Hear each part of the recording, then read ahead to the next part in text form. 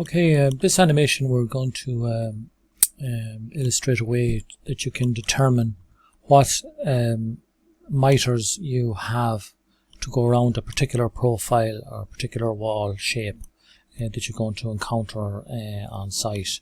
A lot of corners, while they might look 90 degrees, a lot of times they're not quite 90 degrees.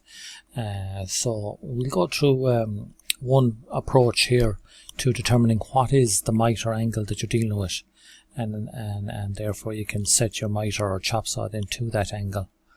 So I'm just going into it here. What you're looking at here, yellow, is the floor, and the grey shade here, that's the wall. So that's the profile of the wall there.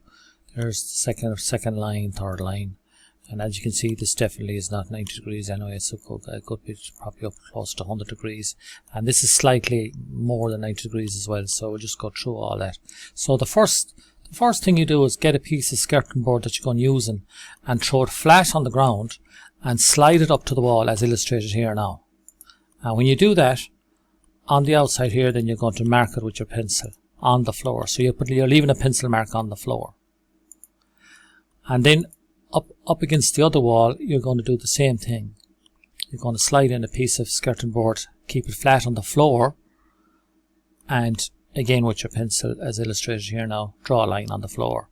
And you've now created a junction that's going to form, that's going to show you what angle you have. Now you've just seen come into view there is the skirting, but this time we're putting it up against the wall. And again we're going to draw lines on the floor again. So just going to illustrate that here. There's the line on the floor there, and coming from the other direction, same approach. And now I've created two junctions. This is one junction, and here's the other junction. And we're later on we'll be joining those junctions to give us the mitre angle or mitre line. And on the other corner, similar thing. We'll just speed it up there. Same approach. Create your two junctions, your outer junction and your inner junction, as drawn here black on the floor. And you'll see here now that drawn in red there now is the actual mitre angle. So what you have between this line and this line, if you set your bevel to that and go over to your mitre saw, and that's the angle you'll be swinging your mitre saw to. So now you've discovered what is the actual mitre that you need to set your saw to. And here it is on the other side here then as well.